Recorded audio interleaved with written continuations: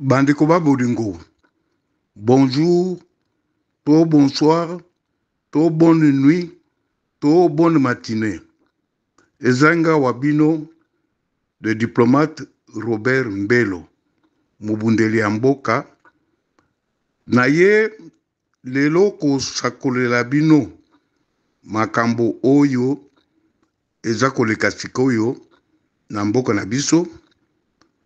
Na makambo oyo bakamati après avoir kubengisa Fayulu na États-Unis, bakamati bayebise makambo non, il faut saisir la balle au bon. Ndenge Chilombo alobi tosala toluka kimia, tosala dialogue, tosala donc bokutani pe boyokani. Bandeko, naza kosenga na baleki to bana na biso o bayebi technologie malamu bakamata audio oyo bati yango na YouTube. Bati yango na YouTube po batunu susu bayoka ngai. Je m'adresse maintenant à Martin Fayulu. Martin Fayulu, yo obimaka oza koloba batunde batindaka yo, notamment ba parrain na yo ba américain na ba parrain na yo ya MONUSCO. Ozali traître, je répète encore, ozali traître po maloba oyo oza koloba, oza kobombana na sima ya ba concept moko ezanga tina o tokuluka tokutana po toyokana bona boya. Yo Martin Fayulu, naza ko rappeler yo olingaka osolicitaka okutana na Kulutu Honore Ngwanda oyo atika biso. Pe Kulutu Honore Ngwanda atindilaki yo mutu na kotanga kombo na ye Candide Okeke. Bosololi na ye ayebisa yo polele ndenge mokonzi na ye na tango wana ya pareko aza kosenga na yo te sala meeting bimisa population na nzela. Makambo oyo vérité des urnes ekoya boye te. Bimisa bato na nzela. Est-ce que osalaki yango? Jusqu'à présent osala yango te. Okenda kaka okenda Sainte-Thérèse opumbuki oza kobina oza koloba bato na yo, bien sûr, parce que wana ezali fief na yo, bazo kondimela yo, bazo kobisela yo maboko. Wana nini ya liboso. Deuxième point, na ko rappeler yo, tango sololaka na ndeko na biso Paul Kaumbu Ntumba, olobi na ye que oza na besoin olingo sala sa cabinet na yo, mais oza na besoin ya ba élément ya langage, notamment déclaration politique. To salelaka yo na camarade nene Paul Kaumbu Ntumba. To sangisaki bon na kotanga kaka kombo na ye parce que na ngina tanga kombo ya baninga mususu te. To sanganaka. Mais baninga mususu baboyaka. Sikona kopesa bango raison. Baboyaka wabi moto wana azali traître. Parce que c'est un peureux. Non monate. Est-ce que kokoka kosala makambo oyo? Bon, biso tolobi bon totala. Tosala déclaration moko. Tolobi bon déclaration oyo soko olobi ango ekopesa nini mususu ya malamu pona evolution ya makambo ya mboka na biso. Ngai oyo naza koloba po tokoloba makambo nyonso tute totindelaka epa directeur de cabinet na yo un certain Mwalimu, une déclaration de 27 pages. Tolobina que bon, voilà, tala nini yangoyo, ligne à suivre yangoyo. Otanga o dénoncer ba étranger nyonso, notamment ba Rwandais, o baza ko occuper ba espace ya ba institution mboka na biso, o baza ko occuper armée, o baza ko occuper police, o baza ko occuper ba service de sécurité, o dénoncer bango. Tu n'as cité au salaka déclaration moko bidon, oyo tu n'as au salaki référence à ta moko te na makambo to yebisaki yo.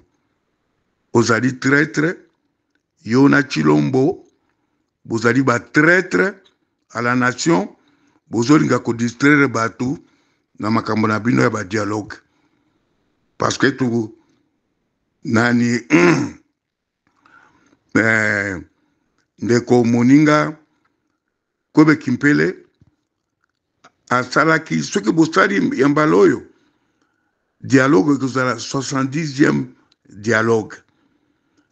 Ye moto asalaka ba déclaration abimisaka ba biloko nyonso tu wana ya ba dialogue.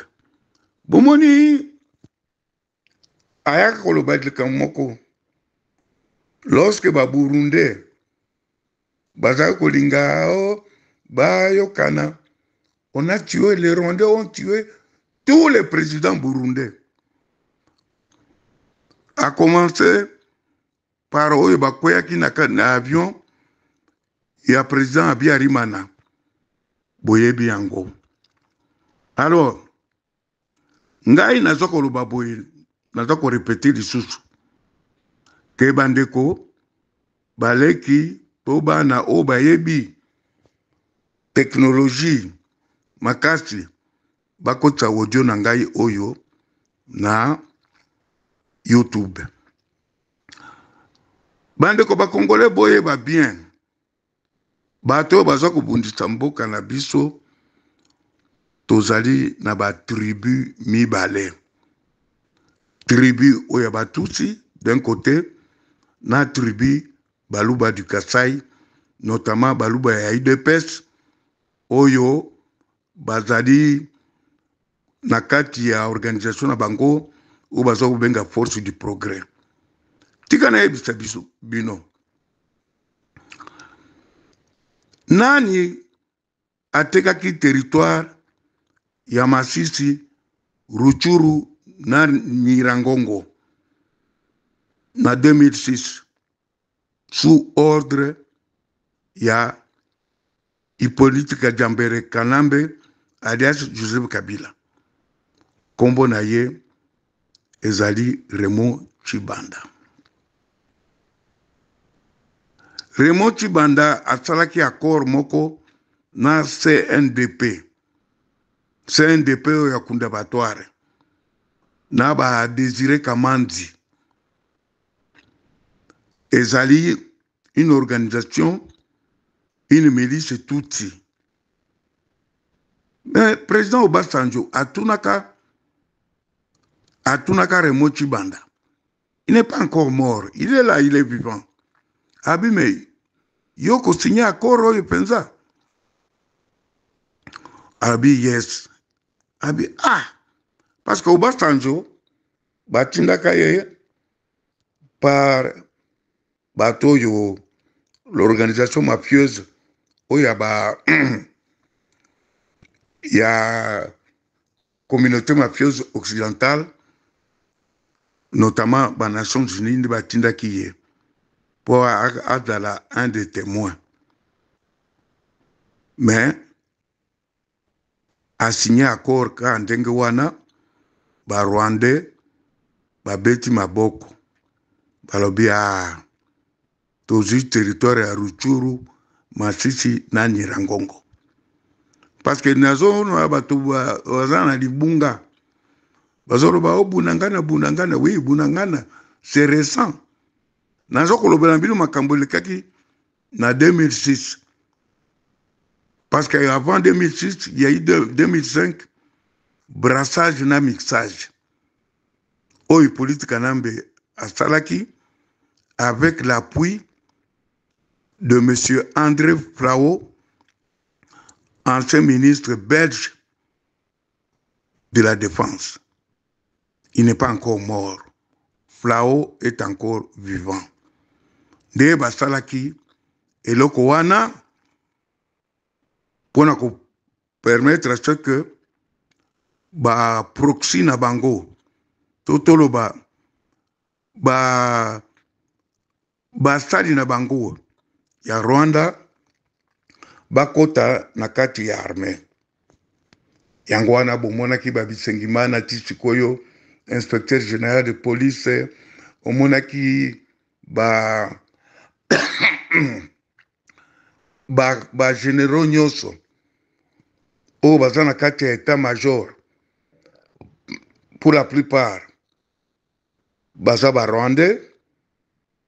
Un ancien ministre de la Défense, Kabanda, je crois, c'est un sujet rwandais. Bakanyo surtout, qui tourne bakanyo so, y a police na armée. Baza ko diriger baza ba Rwandais. Chef des opérations, soi-disant opérations militaires, bangonyo surtout bazali ba Rwandais. Alors, Bakosi, na awa mois de novembre 2022 bakosi wazalendo balobi bon faire voter Mbosso yo wanat il est encore vivant bango de va faire voter bon pas comme telle une loi mais une décision pour na koroba ete wazalendo bakomi force d'appui pour la FARDC, bakomi armée de réserve. Et awana Kinshasa to créer bureau moko de liaison ya wazalendo. Alors wazalendo mingi bamikosaki oyo bazana na posta ya koya pe bakota na manjoir bamikosaki ndenge bomonaka vidéo moko ezali ko circuler wana un mzalendo aza koloba voilà toyaki wana Kinshasa bayambaki biso malamu bapesi biso biloko ya kolia bapesi biso masanga tomeli vraiment ayoka ta nkele te ayoka ta soni te yango wana disposition nyonso bakamati yango batie. Et puis nalingaki kobosa na likambo te na 2019 tango bana ya Butembo batombokaka mbala liboso MONUSCO ebandi kokangabisaka na ye ezongi eza kozonga na eza kozwa nzela ya Kenya musu eza kozwa nzela ya Rwanda po ekima nani akendeki kostope bango batindaki MONUSCO etindaki mosali na ye Martin Fayulu nde akendeki kokalme bango botika bon utiliser ora na ye tango ya ba élection oyo elekaki ya 2018 balobi na ye ke bon yo bakoyokela yo lokola bavotaki yo mingi kuna yo kende kuna okende kokitisa bango motema biso MONUSCO biso moko tokolongwa tokosala nini tokotika balobaki bafixaki yango na décembre 2020 quelque chose comme ça. Mais tu sais comme MONUSCO, ezali ezokende te. Tokomi sikoyo, eloko moko ifo nayebisa bino. Lelo oyo na Kenya na Nairobi ezali na organisation oyo ya Israeli, ba conseiller militaire ya Israeli na ba conseiller ya service de sécurité. Bango nde bazali na base ya création oyo des États d'Afrique de l'Ouest, EAC.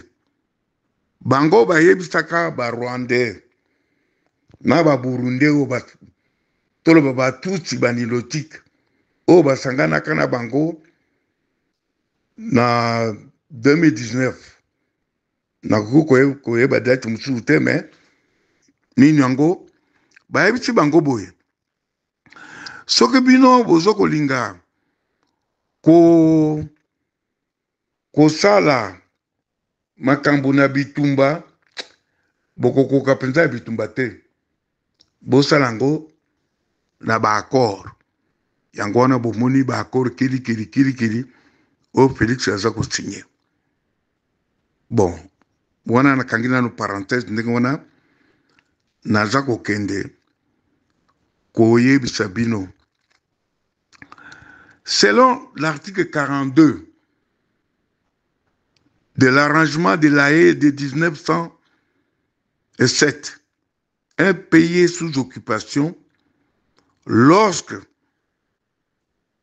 est sous la domination d'une armée étrangère. Moto apesaka définition wana ezali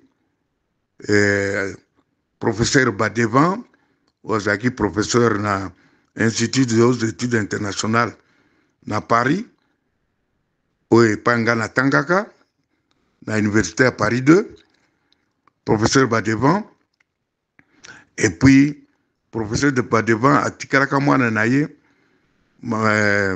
madame Suzanne Bastide oye atangisaka pe biso droit international. Donc un pays sous occupation lorsqu'il est sous la domination d'une armée étrangère.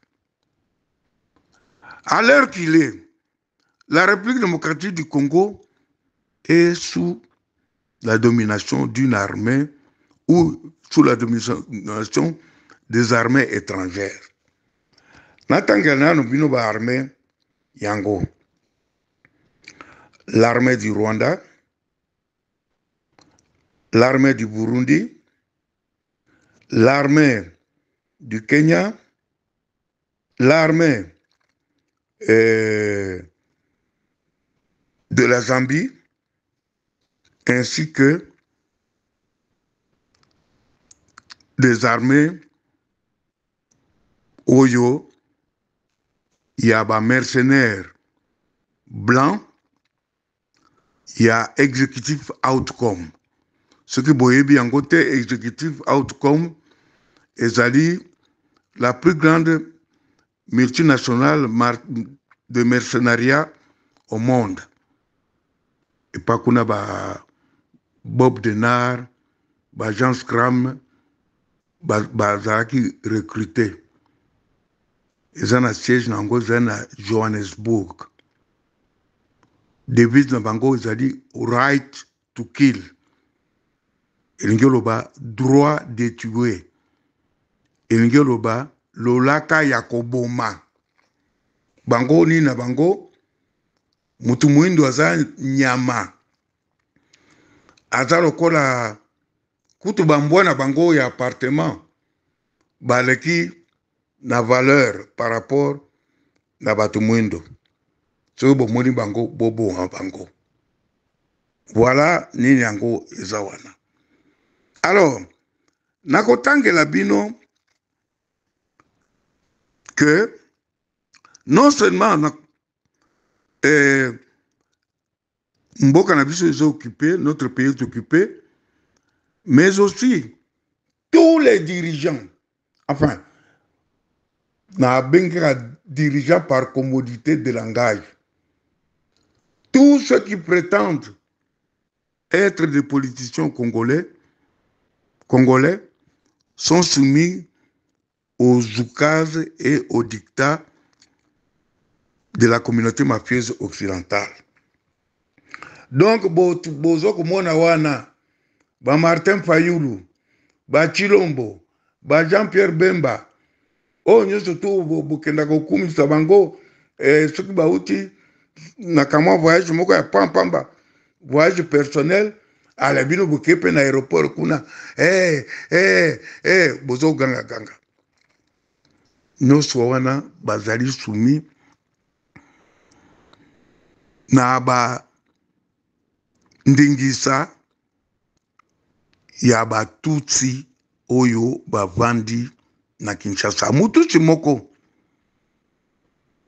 oyo bato ya force du progrès bakendaki soki na résidence na ye, soki nani mutu atindaki bango, soki nani bon toyebi te, ye avandi na Kingakati. Kombo na ye Hippolyte Kajambere Kanambe alias Joseph Kabila. Bino ba force du progrès soki bozaki penza mibali bakata bino ngenga, boza penza mibali na mapumbu penza, bokende koboma ye. Ye nde mutu aza kotia désordre na mboka na biso. Bobomi ye, bobomi baruberwa, bobomi babizimakara, batutsi nyonso oyo baza na kati ya Congo, notamment oyo babalusi Gombe ekomi toloba la première ville rwandaise au monde. La première ville rwandaise ekomi na Gombe. Bokamata boulevard nyonso tu wana, à partir ya oyo nini gare centrale ti na suka ti na babisika nyonso, bisika wana barwandais bavandi. Yo mutu mwindo, à moins que omonana peut-être na boulevard, peut-être pembeni ya nini ya building ya Onatra, place ba taxi bis eyaka kozwa batu matete lemba. Oui, mais soki bakuti yo na butu na kalina, yo komona ba policiers baza koleka wana. Non, ce sont des policiers rwandais. Balati ba policiers to ba militaires, ba militaires rwandais. Soko za na chance te, mingi bakozwa yo, bake babomi yo. Okufi. Naza ko rappeler bato oyo basaka na ministère affaires étrangères. Bango soki kaka ekomi 15 heures, musala esili. Même bato toza kosala na ba cabinet ministériel, toza kosala ntango mosusu ti ba 22 heures, bobimi wana bozongi na ndako. Kote wana nini ezalaki te. Botalaka na babudingi nyonso tu ya royal, place bango batondi ti na Kitambo, obaluki oke ti na Limete, ti na kati ya foire oyo ezalaki foire internationale oyo Maréchal Mobutu atonga. Bato wana bavandi wana, bavila ebele oyo bavila ya foire internationale ekoma propriété ya soi-disant Zoé Kabila, qu'on appelle Selemani Kabila, soki nini, peu importe, bango wana. Alors, yango wana naza koloba que Martin Fayulu na Chilombo na bapoliticien nyonso to nauta kotanga, vous êtes des traîtres à la nation. Botala bino moko. Nani ateka territoire ya Ruchuru, Masisi na Nyiragongo? Tango asinyaki ba accord avec le CNDP. Kombo na ye Raymond Tshibanda, ancien ministre des Affaires étrangères, ancien ministre de la coopération régionale. Il n'est pas encore mort à Zawana. Bokamati Ntumba Loaba. Bon, nalobaki nani Raymond Tshibanda atekela ba Rwandais officiellement territoire ya Ruchuru, Masisi na Nyiragongo. Batunaka na président Obasanjo. Abi mais vraiment bino boko zoko teka territoire oyo. Est-ce que kuke usinya accord oyo? Andimaki asinyaki. Le même Raymond Tshibanda tango CNDP et Baluki et comme M23, le même Raymond Tshibanda asinyaki pe abakisaki zone tampon. Zone tampon, ilingi olobake ba Congolais to armée congolaise et ko traverser espace wana te. Espace wana est comme réservé pour na ba Rwandais. Tokamati Ntumba Loaba azalaka kala ancien ministre vice-ministre ya justice. Yende akomi pe azalaka toujours avocat ya M23. Soki likambo moko ezali to ba M23 bali